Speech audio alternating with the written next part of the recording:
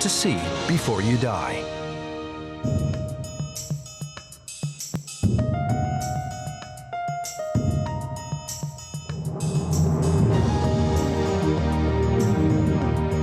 Tucked between France's southern border and the Riviera, the Principality of Monaco is home to luxurious seaside resorts and ultra-exclusive casinos.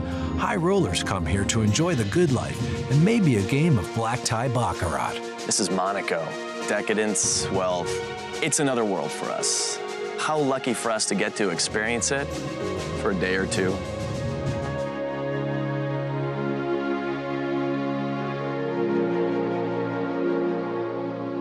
Monaco has a ruling family. It's been occupying the Principality for just over 700 years now.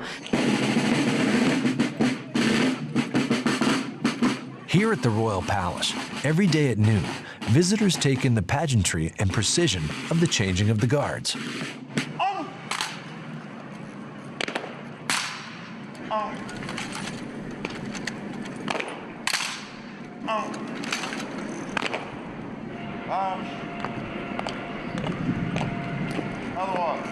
While Monaco looks to France to defend its borders, the Principality maintains a small military force to protect the prince. In addition to guard duties, the company patrols the beaches and coastal waters.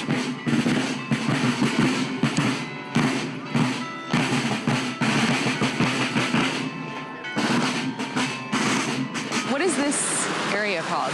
Over on the left, that's Casino Square.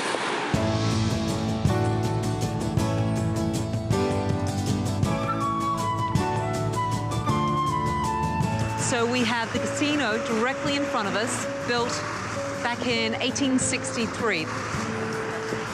And off to the right is the Hotel de Paris. The man who built the Hotel de Paris, it was actually his wife who suggested that such a hotel should be built because the casino gamblers needed somewhere to stay. Bonjour. Wow. Bonjour. This is pretty amazing. Isn't this stunning? And before we go any further, as we're going to go to the casino, there's this wonderful story of a man many, many, many years ago heading off to the casino to play and to spend all his money. He'd had a fight with his wife and decided to spend a whole bundle of cash because he knew that would annoy her. But when he got to the casino, he realized that he'd left it behind at the hotel. So he came back, and when walking out, he decided to rub the horse's hoof. And that night, he won an absolute fortune. People will come here and will rub the horse's hoof before heading off to the casino. So what about we all rub this horse's hoof? So we just rub right here? We rub. Well, you can rub anywhere. Oh, Billy, come on, horsey.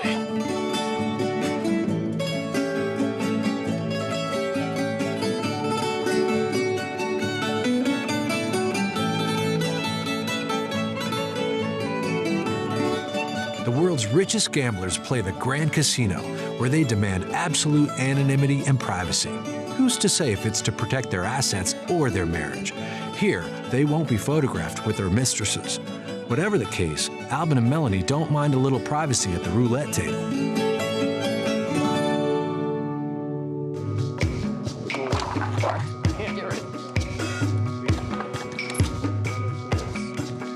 I'm gonna put odd. I'm gonna go 0. And lucky number 7. I enjoy my gambling. I've been to Vegas a few times, but the Grand Casino in Monaco was something completely different. I feel like just the dealers are all millionaires. They all seem so sophisticated. Monsieur, faites le jeu. My name is David Lajoux. I'm dealer in Casino de Monte Carlo. So this is the ordinary salon that everybody can play cards. It's Garnier, the man who built the Opéra de Paris, come to game in Monaco. He lose money, then he cannot pay because he lose too much. He built everything. Oh, God, just missed the 6. You get a completely different feel of sophistication walking through this casino.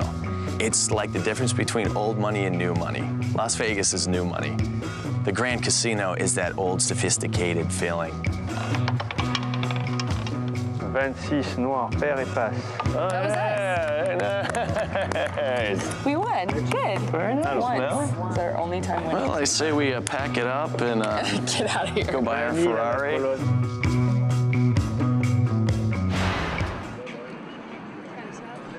Albin may not be able to afford a Ferrari with his winnings, but for 2,400 euros a day, he can rent one and pretend he's joined the elite of Monaco. You sure you don't want me to drive? No.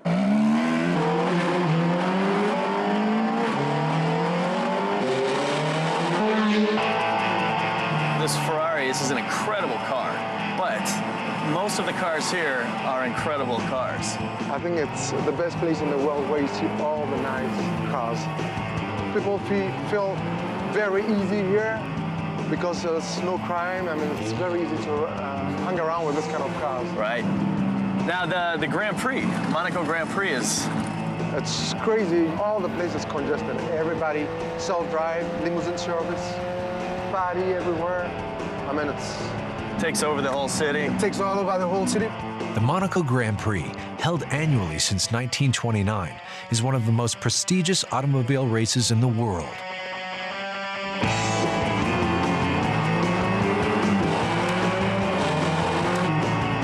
This is a lot like the 1991 Acura Integra that my wife and I drive. It does the same thing, makes the same sound. The same sound. Oh, yeah. Due to the elevation changes and tight corners of Monaco's streets, the Grand Prix track is one of the most demanding on the F1 circuit. In fact, scuba divers are at the ready to rescue drivers who might crash into the harbor. This is the lap of the fastest lap during the Grand Prix. Oh, this is the straightaway of the Grand Prix.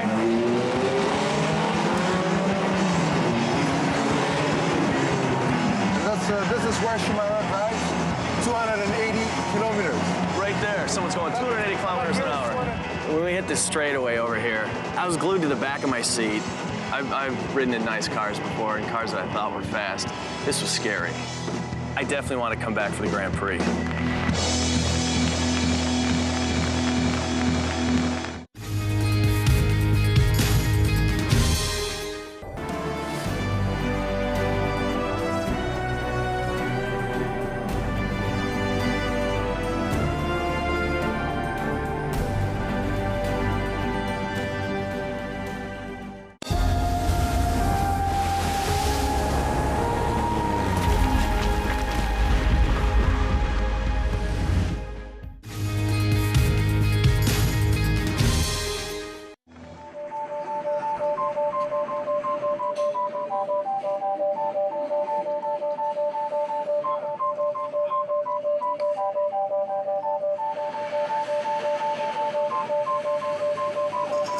Located just down the street from the Royal Palace, in the heart of Monaco, is St. Nicholas Cathedral. The church is where the wedding of Princess Grace and Prince Rainier was held in 1956. It's also the resting place of members of the royal family, including the much-visited tomb of eternally popular princess and actress Grace Kelly.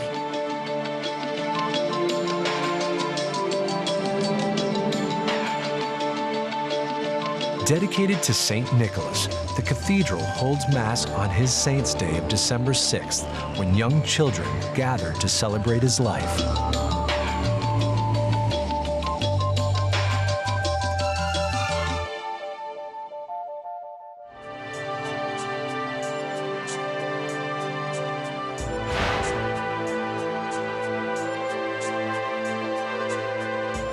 My name is Sergio Mangini. I'm the general manager of the Monte Carlo Bay. In 2005, the Monte Carlo Bay Resort and Hotel opened its doors, offering a modern take on the resort experience. We have 334 rooms, and among that we have 22 suites. I think they give you a magnificent view of the Monte Carlo Bay on east, south, and west.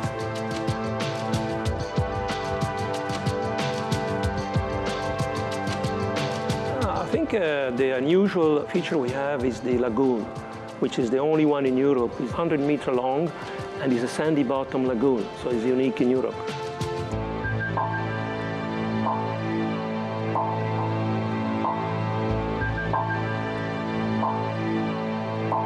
Monaco's serene bays and manicured grounds are beautiful to behold, but a sight below ground, the observatory cave, is every bit as spectacular.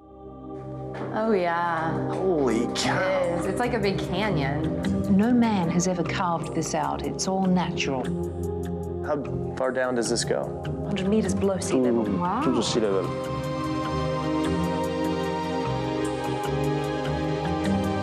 The cave was hollowed out with rainwater rich in carbon dioxide. Over many years, the incessant drip of mineral-enriched water formed stalactites jutting down from the ceiling and stalagmites coming up from the floor. I would have never expected to find something like this that's such a great example of natural beauty in the heart of a city.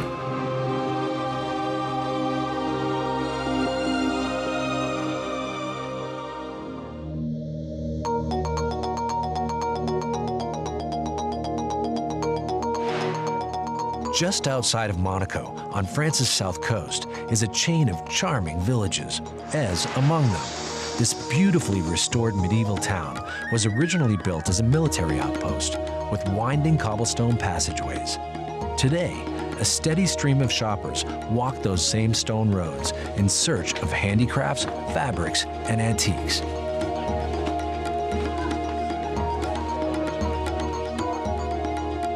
In the 14th century, the Turks attacked us with the French people because we were Italian, and they destroyed the castle of Ez and Nice, and we became French in 1860. All the houses here are made with the stone, and all the streets are really small like this because of the attacks of the enemies. The church was built in 1786 by an Italian architect called Antonio Spinelli. And this church is important for the people because we have a big fire in Ez in 1986. A famous man from here made a sculpture Christ within safe wood.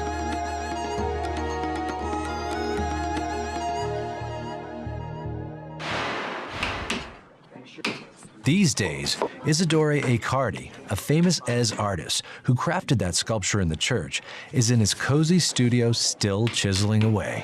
Je fais tous ces objets, un petit peu de sculpture aussi. En général, je travaille que le bois d'olivier. Vivre à Ez, c'est le paradis, déjà. Quand vous voyez le paysage, les ruelles, tout ça, ça vit, ça a un passé, ça a une âme.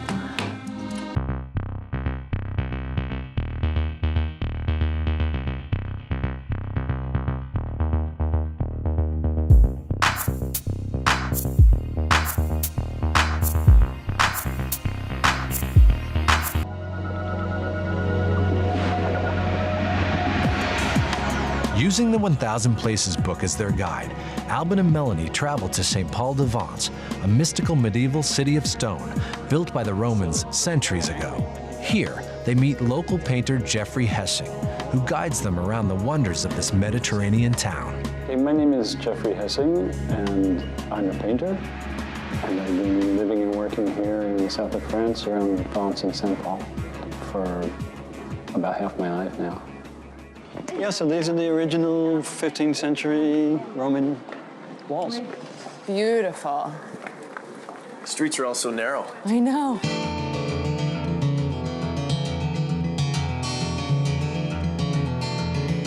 Tell us about the other artists who've lived here. It must be so inspiring as an artist for you to live in this part of the world. Well, there are so many that have been coming here for so long. Picasso, Matisse, Souti. I mean, just endless number, and they're still here. I mean, there's still more coming. That's amazing.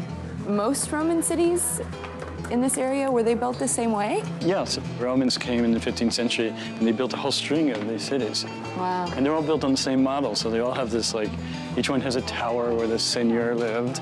Each one has a church, which was this next highest building, but the tower is always the highest building. But they were all very well protected, so because there were invading hordes, like suddenly a whole country full of ships and, Yeah. And an army would pull up to the coast. Having learned a little bit about the local history, the Yulis want to experience what it's like to be a starving artist in a city that for centuries inspired the masters.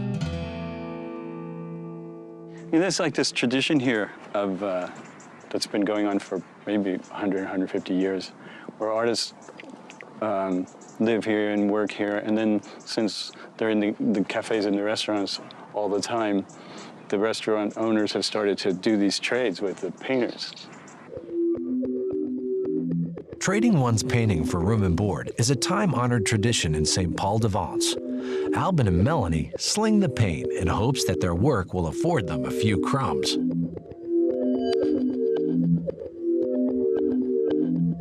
Actually, the restaurant that we're going to is just down the road from where Matisse lived, and it was Matisse's, you know, it was his bistro where he ate every day. This is beautiful. Wow. Oh my gosh, this just looks so good. What is this called? It's called terre, mer et air. Sea, earth, and air. Sea, earth, air. Yes, why? Here we have products from the sea. Then we go to air. Air, why air? Because it's everything that is flying in the air. Then My we mouth go is up to watering. earth. Earth, because everything that is coming from the earth. It just feels really appropriate that we're about to eat this because this looks like a piece of art.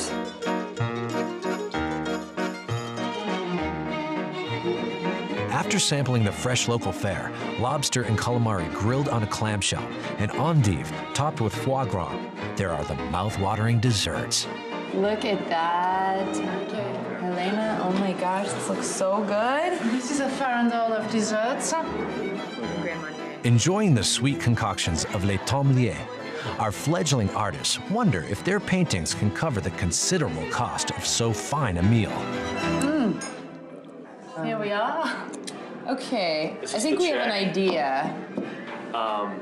We didn't bring any money, but we brought something better. So what would I get for this? Melanie, poker face. What would I get for this? Creme brulee. When you combine it with this, an original Albin. Did you do this morning? Yes. You were happy? Yes. You sure? What about his? I think there's a lot of colors. There's a lot of colors. This part here. Yes, That part here. Yes. She likes yours. You're seeing it. I see you've got a good eye. Now, can we assign a dollar amount to how good your eye is? Or a food amount. Try. It's our first try. A coffee. Okay. And let's say the mignardis. You know what? That These? sounds like a deal. This is That a sounds great like deal. Thank you so much. I think today Done was a and done. success. You're the proud owner of an Albin and a Melanie. Thankfully, Hessing offers his painting, covering the rest of the bill. Okay, thanks, Joe.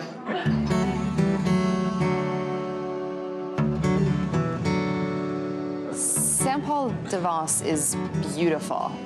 It is so quaint and cute and pretty. I just love it. It's easy to see why there were so many famous painters here. I don't know if this place created the painters or the painters flocked to this place. It's hard to say, but it's a beautiful, beautiful, inspiring place.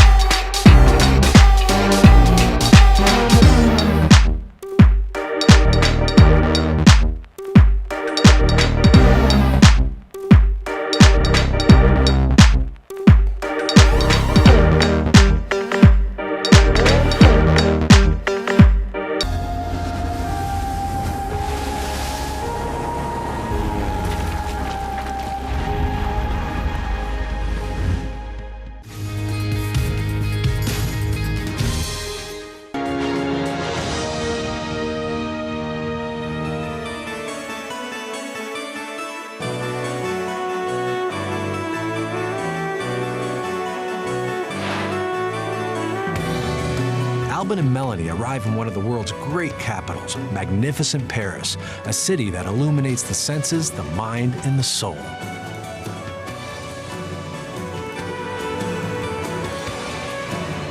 You may need repeat visits to take in all its dazzling museums, cathedrals, and boulevards. The city of light and birthplace of romance and style, a first visit to Paris is always a memorable experience.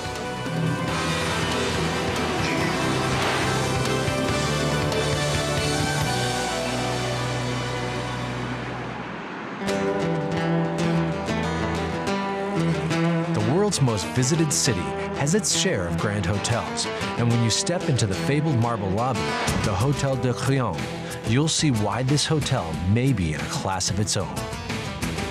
Well, the hotel is located in Place La Concorde, so it's in a very town center of Paris. Basically, the King Louis XV ordered to build a place at the edge of Paris. We were at the edge of Paris here in the middle of 18th century. So that's basically when it all started. The hotel has 147 rooms, including 55 suites. The Salon des Aigles is famous here because of its ceiling, which is the last remaining thing from the middle of the 18th century when the hotel was built. 2 eagles in each corner, and so it's the historic heart of the hotel, basically. People sometimes come inside the Hotel de Crillon and say they passed it for 20 years and they never did come in. And then when they come in and they see all the marble and the crystal candelabras, we can see stars in their eyes.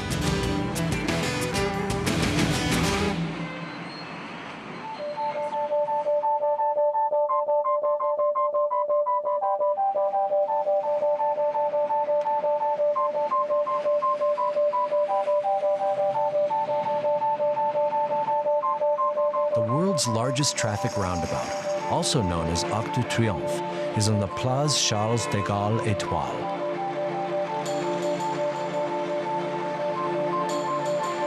Napoleon commissioned the building of the arch in 1806 to commemorate his imperial victories, but a losing streak stalled its completion for 30 years.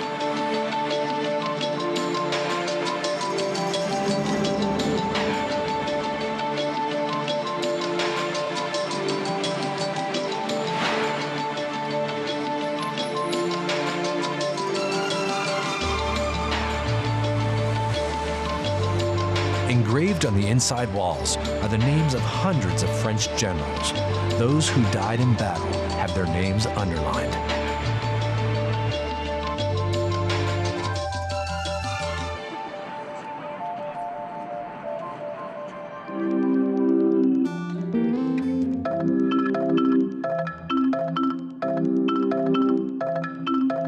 I'm so happy to bring you guys here since I moved to Paris. What's it called again? My favorite street. It's Rue Montorgueil. Albin and Melanie begin their tour of Paris with Migda, who shows off her city by taking them to local hangouts. The first stop is Rue Montorgueil, where Parisians do their grocery shopping. You won't find any franchises here. Parisians insist upon the freshest and finest ingredients. So in Paris, this is how people do it. Go to one shop and get their cheese and walk down a couple shops and get their fresh meat for the evening and then get their vegetables at the next one. And people still do it because they enjoy it so much. I like this way of doing it. I love it too. Yeah, and the presentation is great too. It makes It it is. so Yeah, you're appealing. right. Look how they place all these little prunes Plums. around. Yeah, I can see why they would enjoy just spending the day walking up and down here for dinner They and do. planning Even out their after a meals. hard day's work, they come out here and they do their shopping. You can always find various types. So you have these other The Rue Montorgueil was just this little street filled with people, all shopping for their evening's dinner, basically. And honestly, it's the way that I wish that we shopped in the U.S. wine and cheese. I really like the fact that everyone's just walking right down the middle of the street. It's a pedestrian street. It's Yeah, great. I love it. I love it.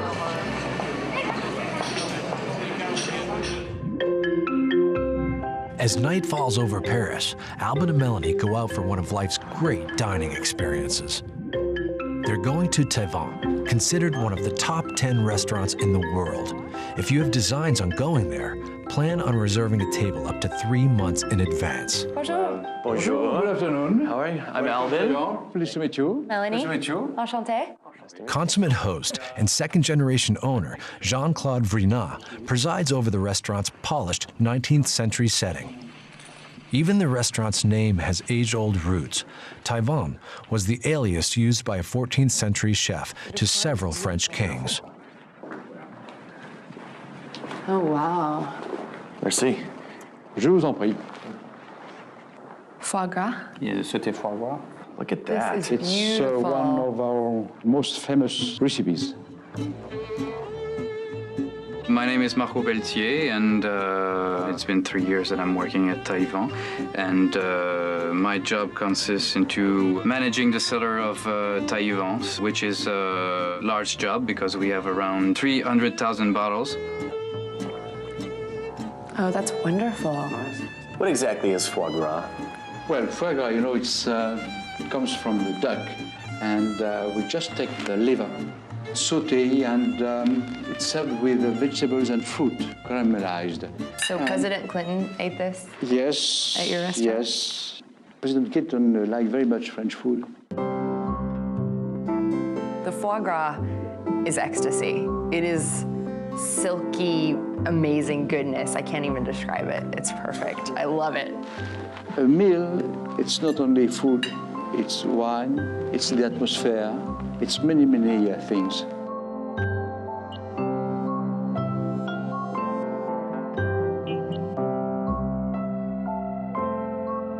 Taïwan, it's the nickname of the cook who wrote the first cookbook in French in the 14th century. Is this a piece of gold on top of this dessert? Yes. Albin, look at, when you open the crust, there's chocolate inside too. There's no mediocrity at Taïwan. Everything is impeccable, and they clearly demand perfection of themselves. You are really being treated by consummate professionals. The best chef, the best sommelier, the best maitre d', the best at everything is helping you make the best decision about what to eat, the best in the world. How amazing is that?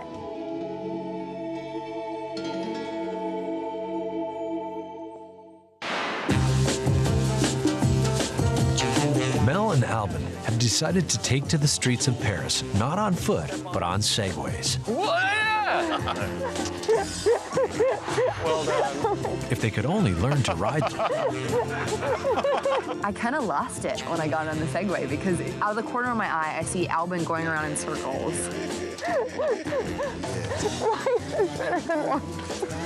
Why not? Wait, how do I turn? Oh, this thing, just twist that. Ride around, get a feel for them. Eventually, though, they get the hang of it.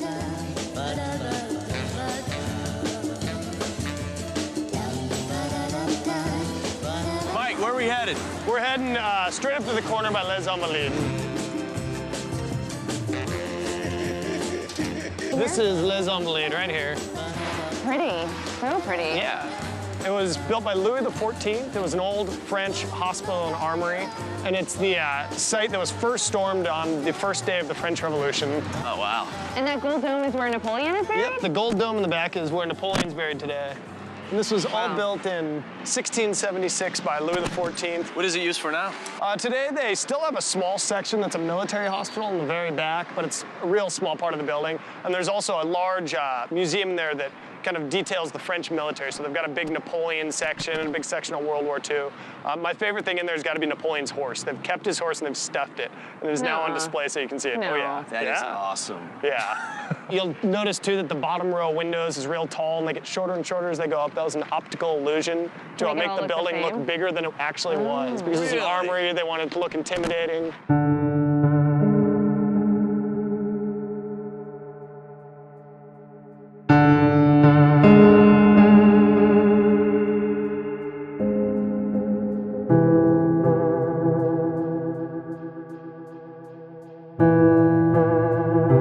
These guys. Let's head on over here. Bocce ball. Bocce ball was a popular leisure activity in 19th century France. it is still played today, mostly by the older generation. Bonjour tout le monde. Can I throw one? C'est gentil. Hey. Is the point to hit the red ball? You want to get the closest to the red ball. Huh, there you go.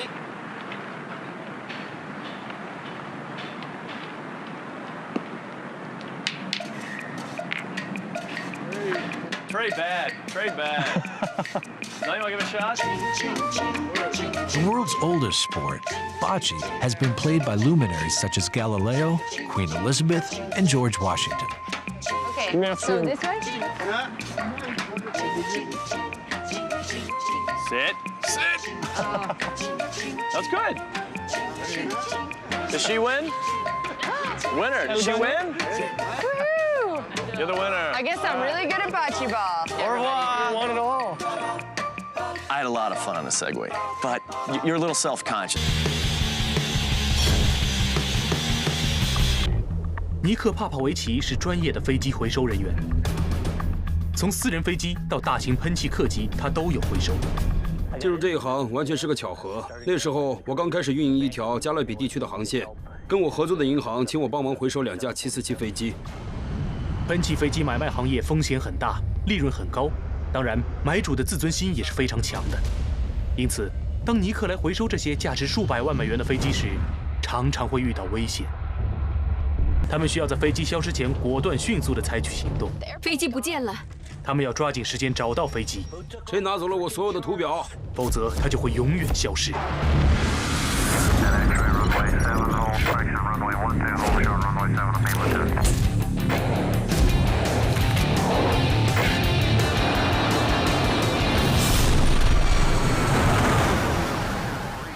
Just on it. It's like riding around on a moped. You just don't look cool doing it, but you have a lot of fun.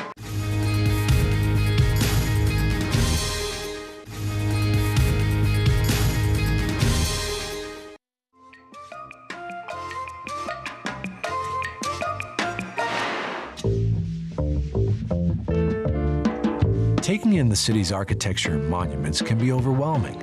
A great idea is taking the Bateau-Mouche cruise along the River Seine.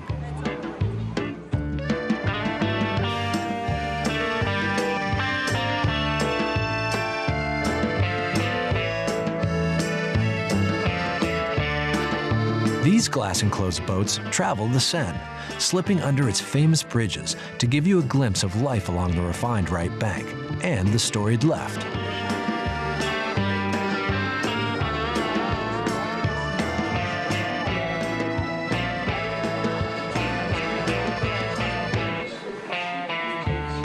The Seine is one of France's major commercial waterways, connecting Burgundy and Paris to the English Channel. The early 1800s saw the installation of a lock system that raised the shallow stretch of the river snaking through Paris.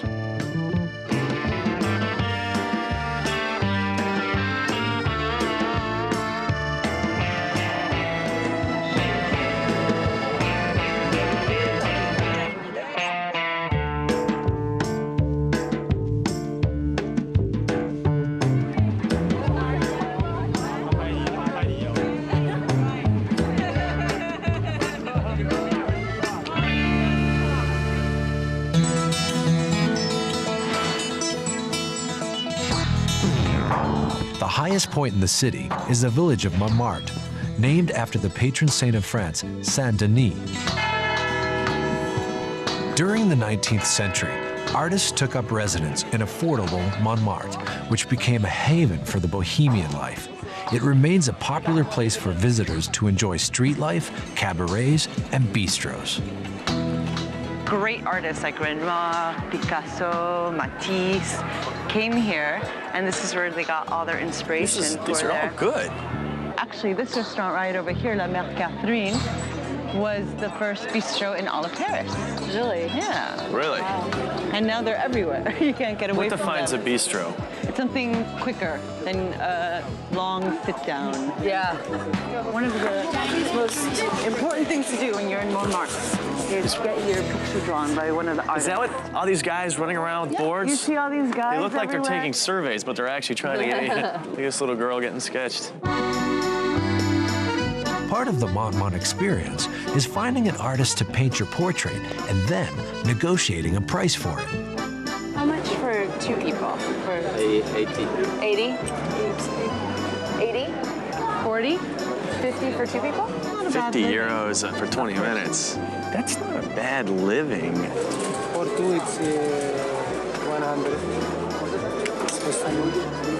We can just keep looking. Good job, look like you. Can do 80 euros? Oh, come on, we can work something out. Yes, oh, it's very nice. Okay. Excellent, thank you. What's your name? Raphael.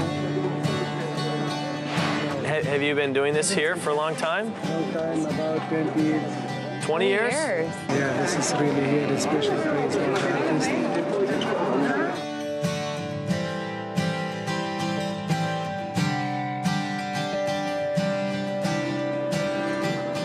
Mouth is open and making a lot of noise.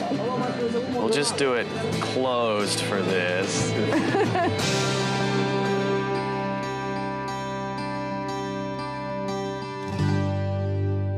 Your turn, man. Get in the hot seat. I can't wait to see what you look like, babe.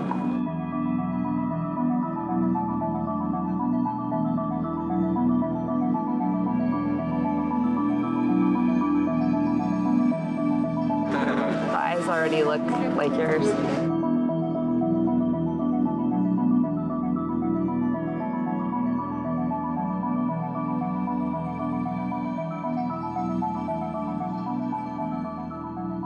Did you give me a little hair back? Yeah, Coming back a few years? A little bit. You're gonna be 37 in a couple weeks. A little bit. You ready? Yeah. That's good. It's very good. Look at how your hair looks nice and thick. It was an excellent sketch of somebody. Not us. Not us. That's Thank good. you so much, Raphael. Thank you very much. Beautiful.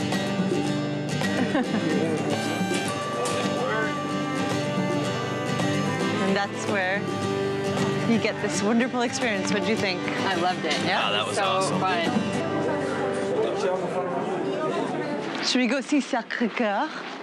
What's Sacré-Cœur? Sacré-Cœur is the big church, the big basilica, yes.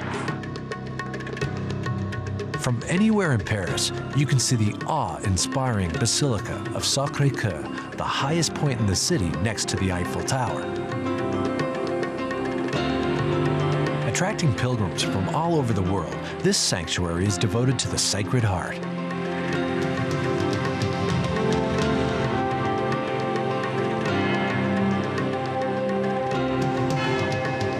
The church, completed in 1914 after 40 years and 7 architects, has a Roman Byzantine style rarely found in 20th century cathedrals.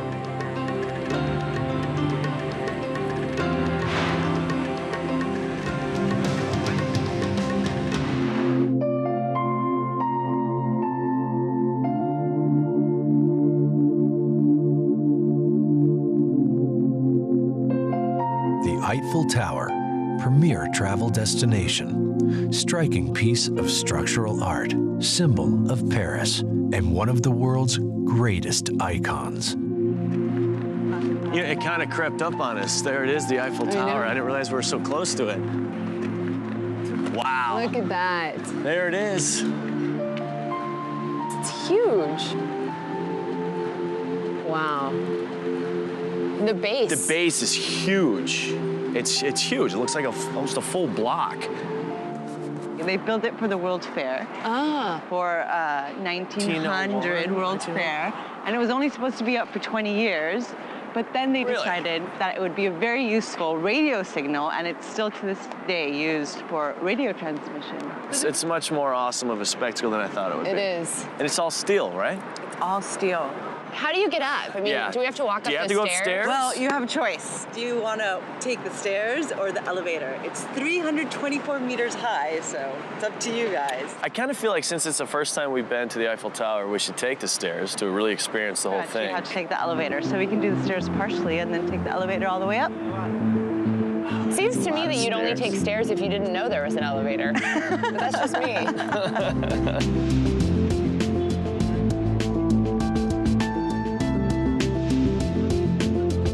Okay, well, this is gonna be how I walk off all the foie gras from this week.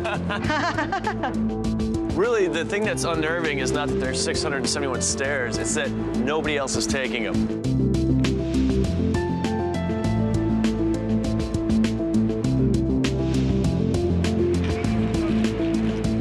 Alvin and Melanie are climbing stairs that played a small but significant role in World War II France. During the Nazi occupation of Paris in 1940, the French cut the elevator cables so that Hitler would have to climb the steps to the summit. But he decided to wait on the ground as soldiers made their way all the way up to raise the Nazi flag. Just a few hours later, the big swastika was carried away with the wind.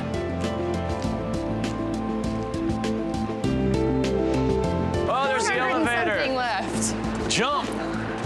So tell us about opening day. Opening day. 1900. Everyone came to see the Great Eyesore. Actually, people hated the Eiffel Tower. the Great Eyesore. Everyone thought it was hideous. Parisians hated it.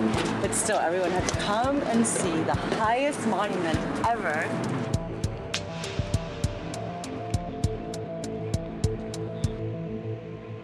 This view is amazing.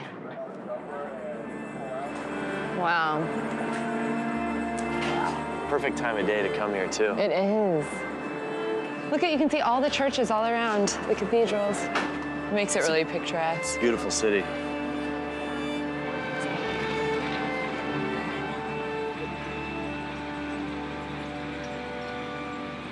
The view from where we are is incredible.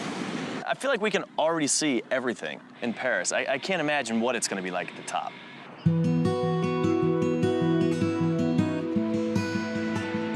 Thanks for everything. No, See you in a bit. See you at the bottom.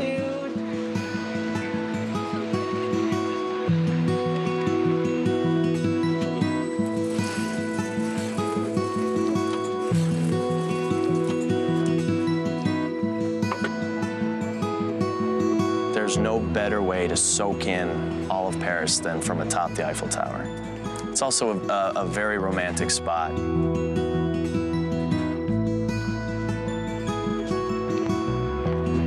Wow.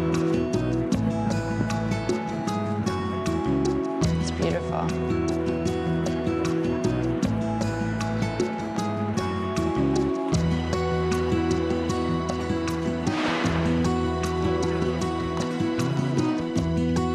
Perfect finish to the trip, isn't it? It is. It is. Does this feel like a honeymoon? It does, doesn't it? Totally. Especially the Paris part. Especially Paris.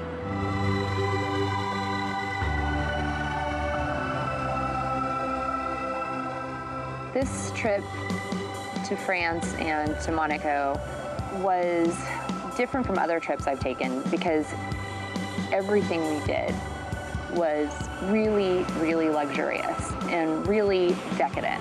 We got to eat the best food, stay at the best places, ride in the most expensive, most notorious cars, sort of be surrounded by some of the wealthiest people in the world.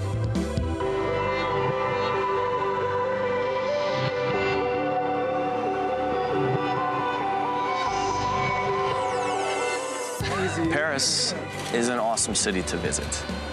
It's a big city that offers top-of-the-line everything, fashion, food, money, but it had a great, friendly, neighborly feeling about it. And I really appreciated that. It's nice to be able to go to a strange place in a big city and feel safe and welcomed and warm and not even speak the language. That's truly unique, I believe.